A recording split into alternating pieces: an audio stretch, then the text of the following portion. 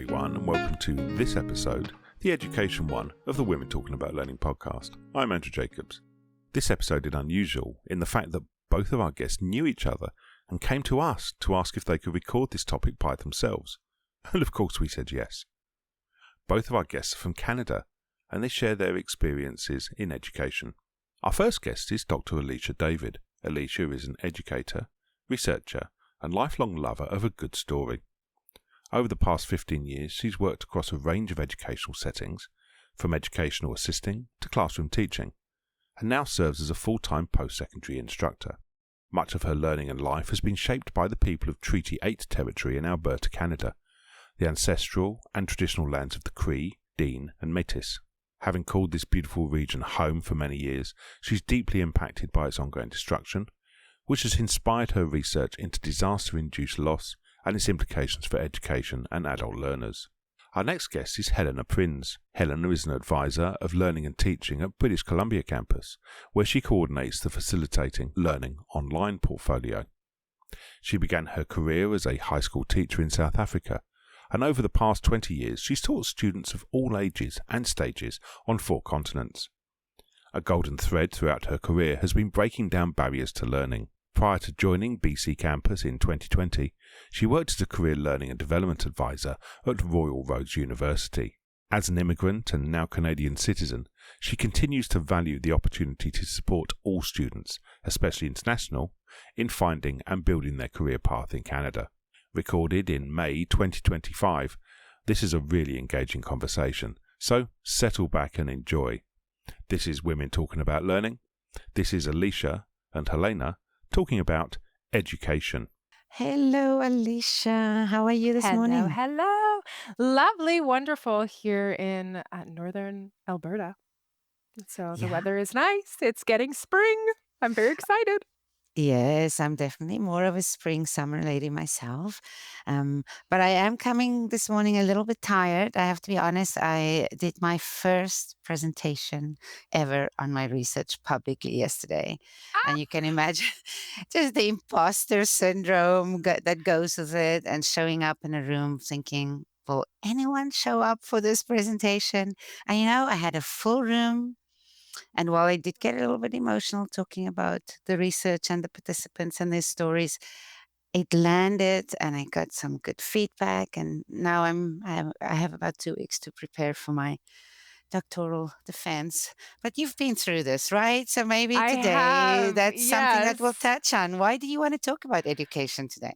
100%. Well, exactly the reasons that you were talking about, going through all of my education, I felt like I didn't belong there the entire time. And it really was not until I found community in the space that I started feeling like, okay, maybe this doesn't feel like it was made for me, but I can make it my own if I find the right people, and you are one of those people, and I feel, so fortunate.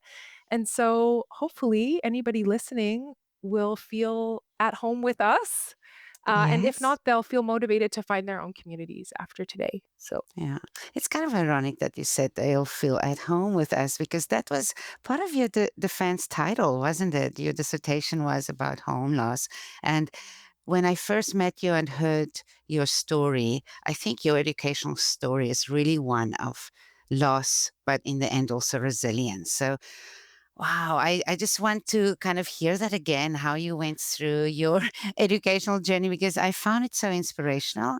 And Ah, I know as we continue to learn from each other, there continues to be lessons from that as well.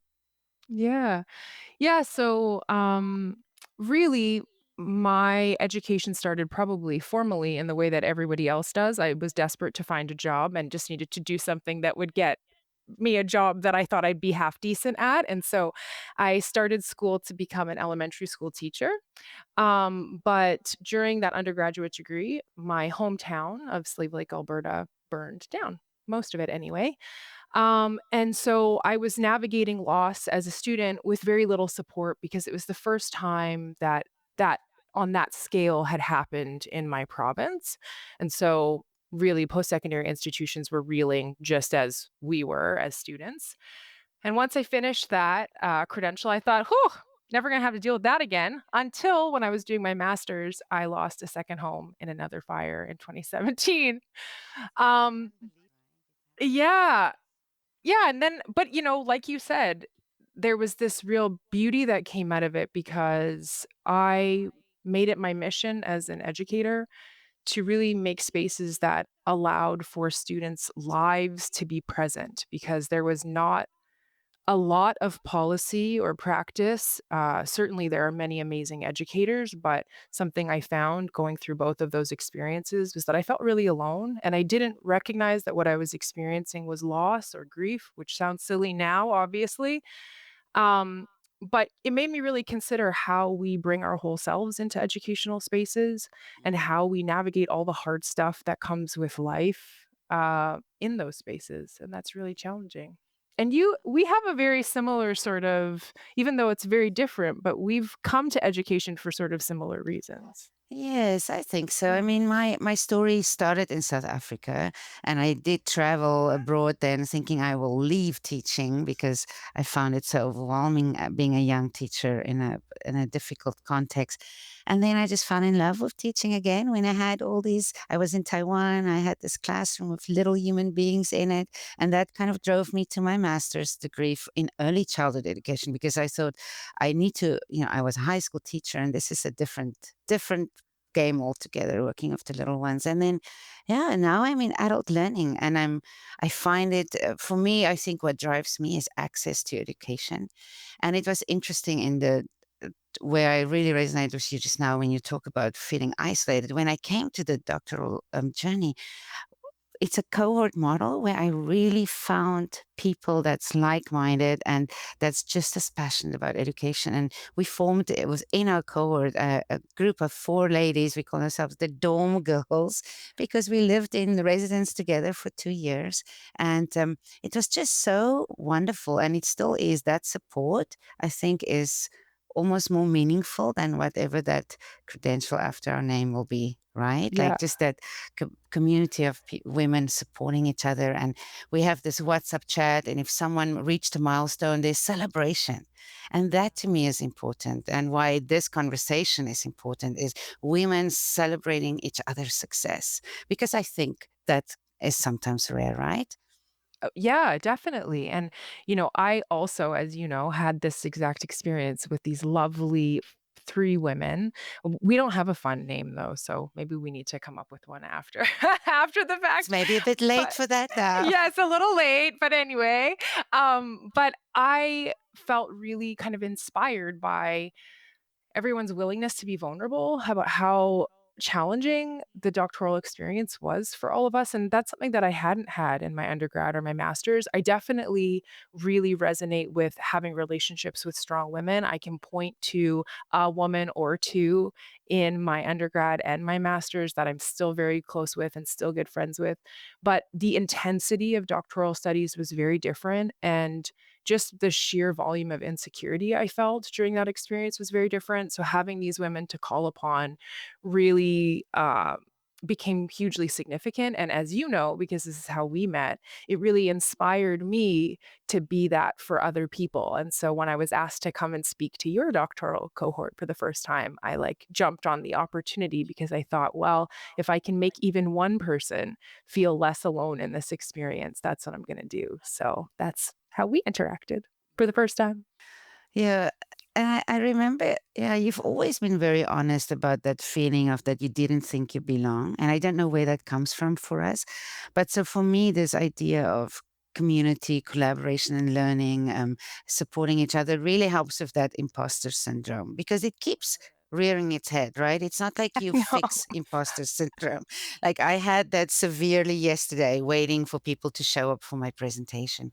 So I think while there's not a quick fix for it, I think one way of mitigating imposter syndrome is to find support from others who are kind of navigating the same journey in education. Um, One of the things that I'm struggling with now, and I think because you've been through it, you could maybe give some input here, is that fatigue, that risk of burnout. You've given it your all and you want to keep moving because the more you learn, the more you know that you don't know everything.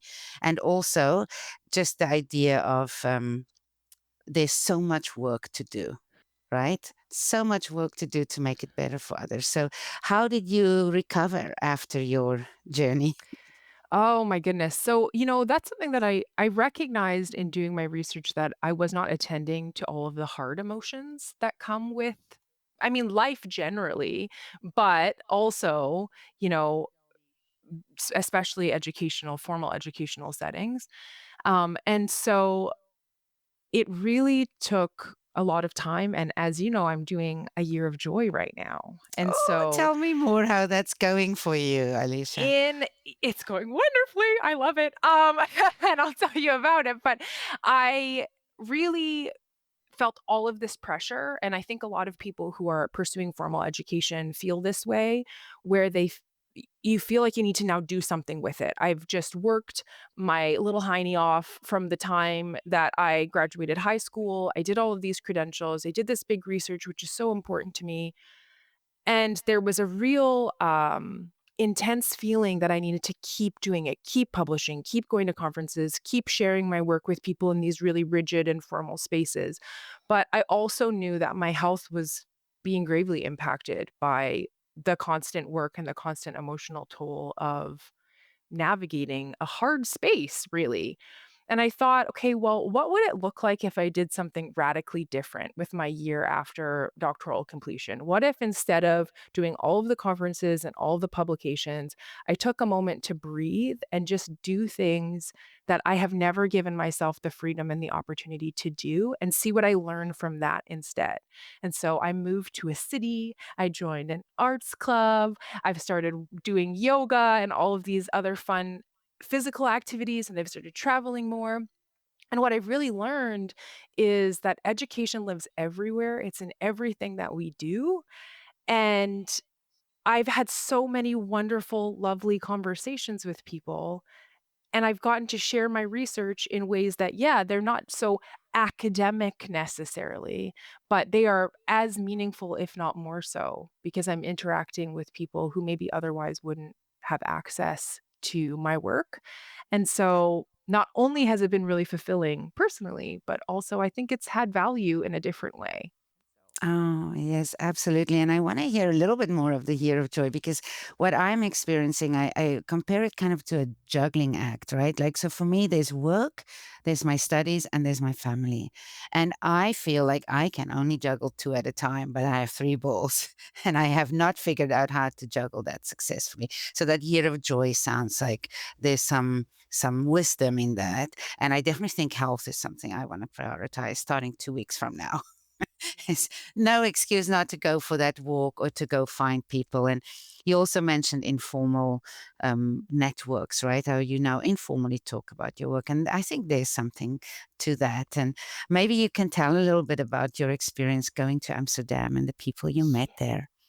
Yeah, I had this lovely experience. I I went to the Netherlands and I was in Amsterdam for my birthday, and I was going to be there alone. And so the only thing I booked proactively was this very fancy restaurant that had lots of great reviews, and I booked a table. So I walk in on my birthday evening and they only have tables for 4, and I'm a party of 1. So I sit down at my reserved table, and just as I do, I can overhear this conversation happening with the maitre d' of these 3 people looking for a table, because they do walk-ins on occasion. And the maitre d' says to them, "We only do walk-ins for parties of 4, and actually we've closed walk-ins anyway, so it doesn't matter." So I ran up to the maitre d' and I said, "If I find those women, can I invite them to sit at my table because I have 3 other seats?" And so That's I such a Alicia thing to do.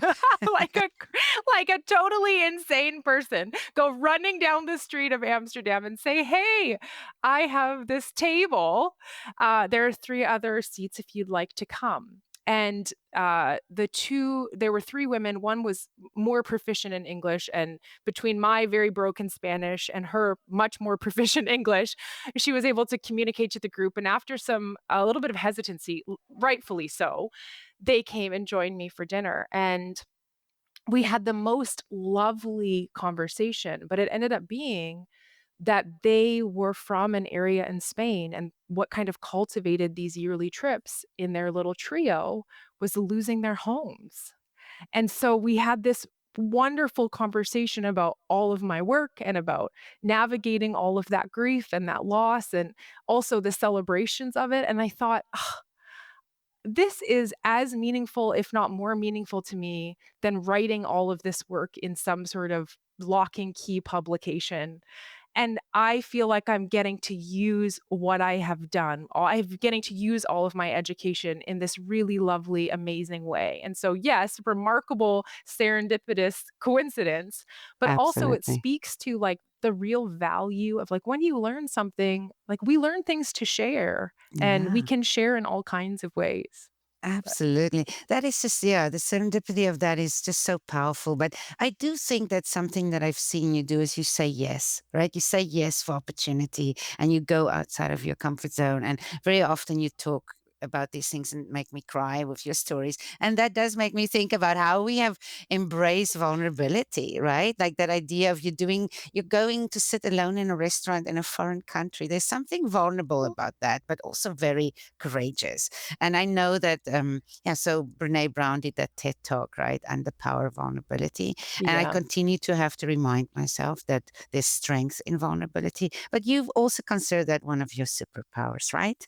Yeah, I say it's a superpower, but it's something that you identify in me, but something that I identify in you equally because it takes a lot of courage. I mean, I spoke to your group and I could have never spoken to anyone again, right? But you and your dorm girls reached out, and then we were able to kind of maintain this lovely relationship that I think there was this kind of misperception initially that I was helping you, right? I was giving you all of the things. But actually, what ended up happening is that I was able to see my journey as valuable through Wow. that support, right? And every single time I met with you all, I would leave thinking, okay, maybe I do know what I'm doing, one, but also again, it speaks to that purpose, right? Maybe if I do nothing else with this is what the valuable thing is. And I really think that vulnerability cultivates that ability to find opportunity in maybe non-conventional uh, spaces. Absolutely. I think I'm still trying to learn that lesson. Even yesterday, when I got emotional and red in the face, I felt so embarrassed. And then you get the feedback that it shows compassion, but I am sometimes worried that that stands in the way of the real message. So I'm still working my way through that. But I value when I see other people embracing that vulnerability, and it seems to be a characteristic that we mostly maybe align with womanhood, right? Like as women, when we cry, we think it's weak, and now we start to see that that comes out as a strength as well.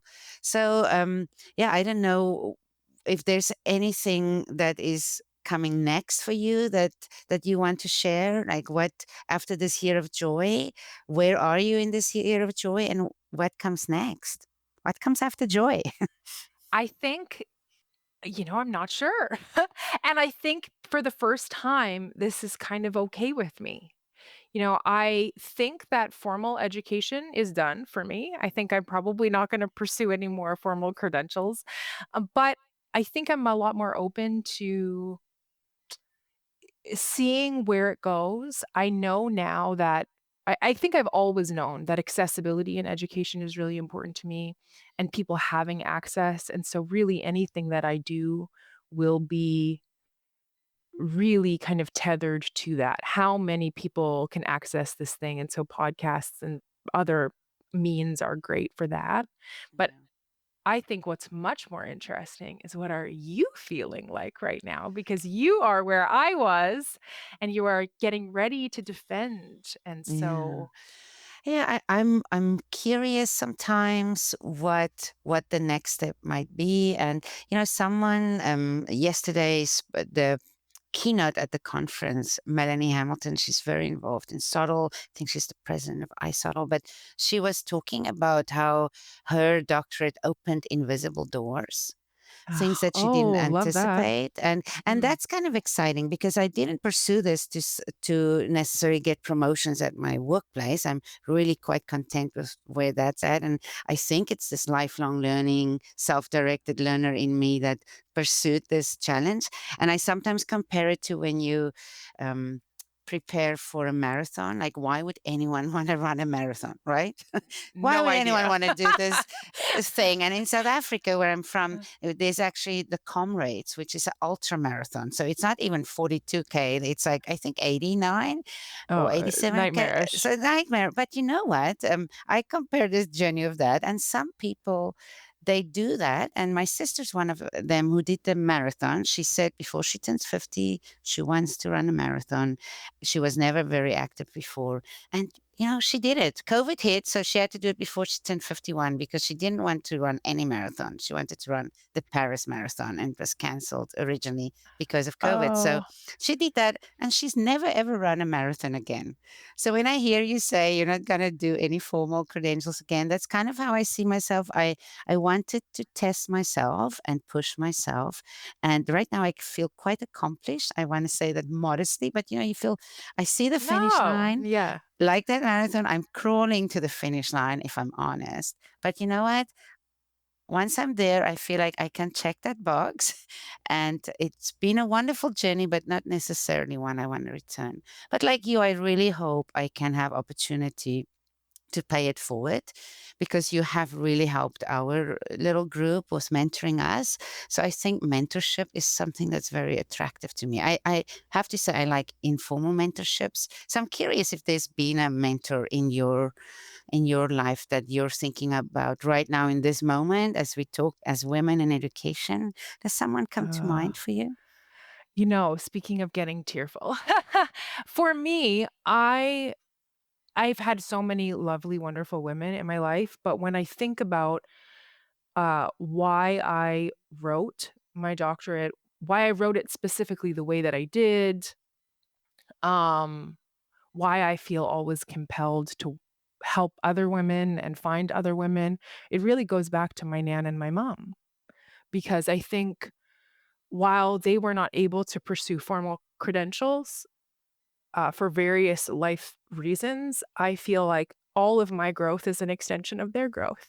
And so, what a beautiful thing to be able to continue growing and to do that for all of the women that couldn't in my life, because I think this resonates with so many women, right? That we were uh, actively barred from spaces. And so to be able to find them and not only find them, but also flourish and help other people. I mean, what an amazing thing, right? To take soil that was not nourished and make it better for everybody else that comes after. And so that really is the thing that kind of has kept me going. But I mean, I would be remiss if I didn't say, my supervisor, Dr. Janet Gruen, she was amazing, all of these wonderful people in my life that really, I think, share that mission as women Yeah. and kind of keep keep us all moving forward. And what an amazing thing. That's so powerful. My mom, too, was a single mom and she was a teacher her whole life. And when I wrote my letter of intent, I already said, really, this is inspired by my mother. But when I think about a current mentor for me as my boss at work, I call her the glitter glue that keeps our team together because she brings fun to the work we do. And right now, Oh, I love that. post-secondary education is not always fun. There are No. so many challenges. There's so many financial constraints. And to have someone that has so much empathy, energy, and just a real, she brings the bling to education. Tracy Roberts, Director of Teaching and Learning at BC Campus. I just really value her leadership so much. And when you just used the word flourish, it made me think of the book. The most recent book I probably read because I don't have time to read a lot. But Yeah. it's this one, The Service Berry by Robin Wall Kimmerer. She also wrote Braiding Sweetgrass. That was kind of part of her reading. And the whole theme here, and this is my theme for the year actually, is all flourishing is mutual. And I just think that Oh, really is like, that's kind of what we're experiencing when we talk. I always feel encouraged afterwards. And I think like I'm actually flourishing more than I knew. Like, and I feel like you're helping me soil and nurture the work that I'm doing by feeding into my soul and encouraging me. And I think for all women out there, that is probably what we have to remember. Like, this doesn't have to be a journey in isolation. yes. When we work together, all flourishing is mutual. And if I think about my own family system, I have two younger daughters, they're teenagers, and I'm hoping that I model for them that hard work has rewards. But if I am not taking care of myself, they suffer. So that to Yeah. me is also the idea of all flourishing is mutual. Yeah. Do you do that? Do you do like a theme of the year? Like you have your year of joy? What do you think your next year might be? Who knows? Maybe it'll be my year of sleep. Just kidding. I don't really know what's next, but I do think that like a big part of where I want to go is helping other women find strength or find that tenacity to keep moving forward when it feels really hard. And so, is there any time for you specifically that felt really, really daunting? And is there anything specifically that helped you find that strength to keep going? Well, I do think strength in numbers, right? Like, Yeah. especially with the journey. Like, there's been times, specifically last January, one of the dorm girls lost her husband very suddenly. And that kind of made us just stop Yeah. for a moment. And I was thinking, why am I spending all my time on learning when I should be spending it with the people I love? But, this my colleague who has lost her husband, she is thriving in this program, and I think it is the support that we are giving each other because I'm inspired by how she's navigating through her grief and her learning. And at work, I'm also part of a tremendous team. We celebrate each other's successes. And that's something, again, that I hope we can continue to do too. And what's so rare about my mentor, Tracy, that I just mentioned, she is not threatened by our success. She is the leader of 5 very strong women. We are all in post secondary trying to prove ourselves, make our mark. And she's not worried that we're going to outshine her. The more we do, the better she feels too. Like when we do well, she feels great. And I think that's rare too. So I'm Yeah. hoping that I can shine a light on others who are doing good work. I think that's, and by giving people positive feedback, right? When you sit in a presentation that you see someone's brought their whole selves into, to give them positive feedback. So that's one way. I think when people speak into my efforts, when they recognize and validate that they can see I'm working hard, that gives me energy to keep moving forward. So I wonder, I would guess a next step, other than sleep for you and me, is probably finding those informal networks and those places where we can shine light on the good work that people are doing, right? You said maybe you want to do your own podcast. I don't know if that's in my future, but my research has recently been on sessional instructors and their professional development experiences, and they are really a cohort in post-secondary that's struggling with precarious employment. So I feel while I can't solve a situation for each of them and I can't really change their employment, I can share their stories, use my provincial platform to do so. So that's something that makes me think now, just on that, what we choose to spend our time with is also political choice, right? We can, And you can choose to strengthen or weaken the space that way, yeah, right? Like yeah, if you are I was thinking about this when you're talking about Tracy. It's like she could as easily make the choice to be siloed and to be interested in pursuit of self rather than bringing everybody up with her. But there's a real value in seeing other people struggle and helping them, but also seeing other people just knock it out of the park and just be there to like cheer them on. And I think when you're cultivating a sense of strength through those times that you feel vulnerable and you feel like an imposter, looking to other people to help lift you up, it feels so hard, but it is the easiest way forward. yeah. Um, and we need to do more of that. right? Absolutely. Yeah, I've often said in my life, and I know it sounds strange, but it feels like when I'm sad, there's always people around me to support me. It's when I succeed that Yeah. you Oh, sometimes look and think, where are the people to celebrate your success? And I've now, in the last few, years of my life, definitely I've found people who are willing to celebrate my success. But I have certainly been with managers who were not necessarily as excited when you start to yeah, shine and felt maybe threatened. So when you see people who are not like that, that's something to not take for granted, but to really yeah, just to celebrate and to give that feedback when someone is one of those leaders in your life, to thank them for that. totally. You know, it's funny because we have the opposite experience this way. I feel like when I'm celebrating something, I find it much more easy to call people in than when I'm struggling with something. And so for me, the real resistance mechanism is like when I'm feeling my worst, acknowledging that, like, okay, if I just open up to people about this, it will actually make me feel better. But it's such a a pursuit of almost like sort of fake confidence because I never feel and we've had this conversation before where you say, "Oh, what makes you interested in being vulnerable?" or things like this. It does not come naturally. I don't want anybody to think that it does.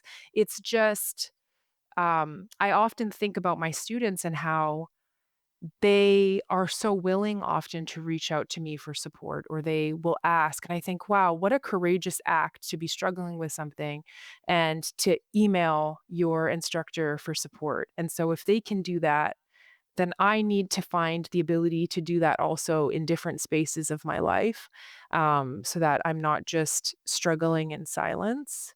Um, but as a result of that, my whole educational experience has changed. And I'm really curious to ask you, if you thought about your life as someone who would be in education, maybe right when you started your first credential versus right when you were starting your doctorate, how has that changed? Like, how does that look different for you, or does it?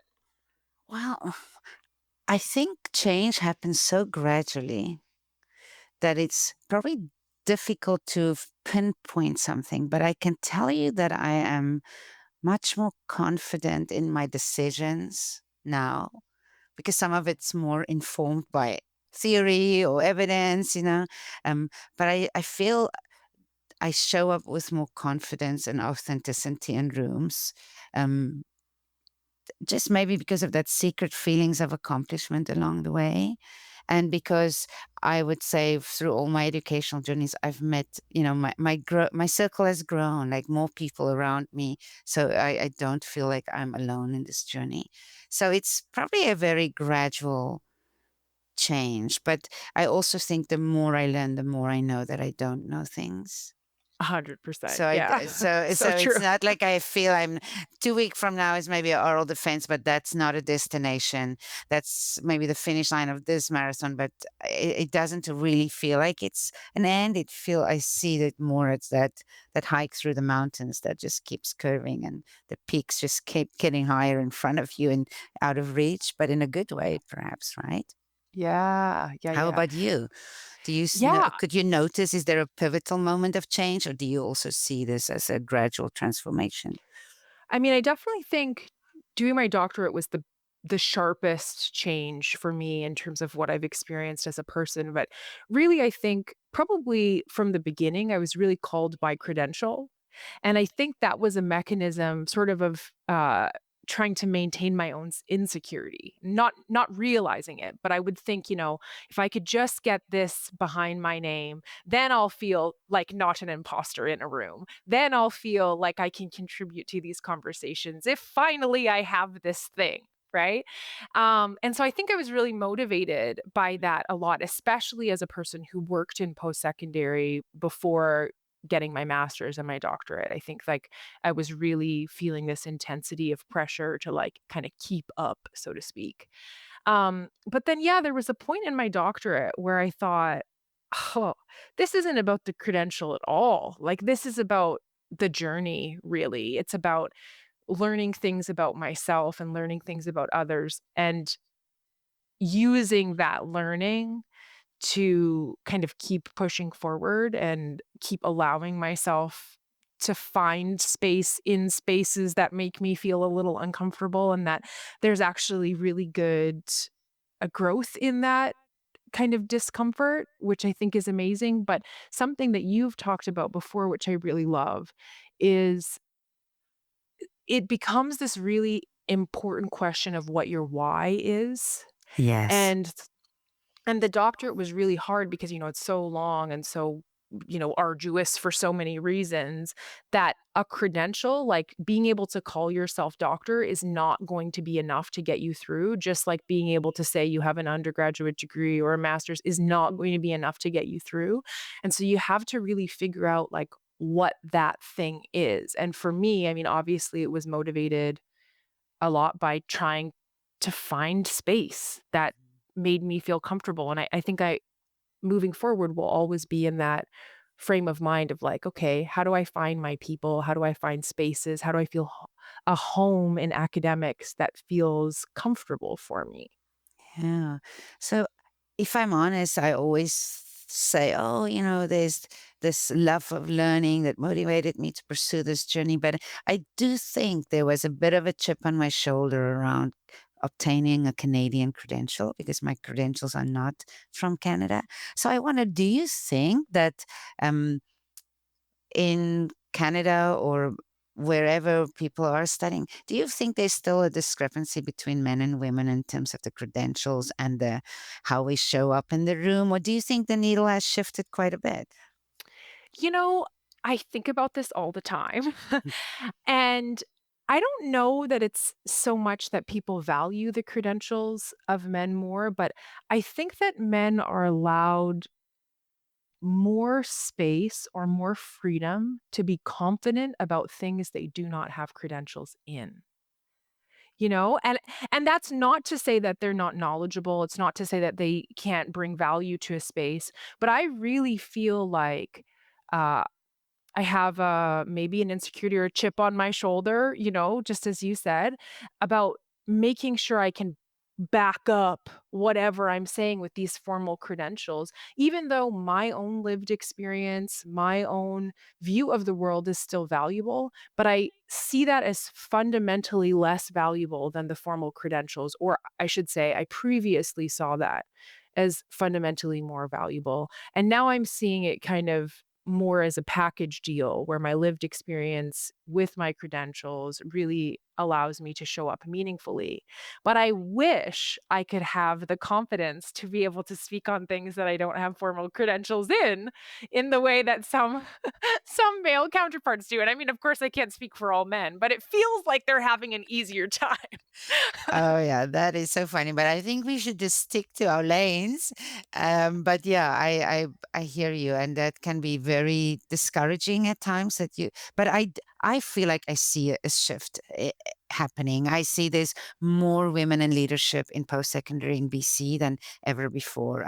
New president at this institution, female, and a new head of the education there, female, and that excites me to see that women are carving our path out. And I think our style of leadership is also often more collaborative.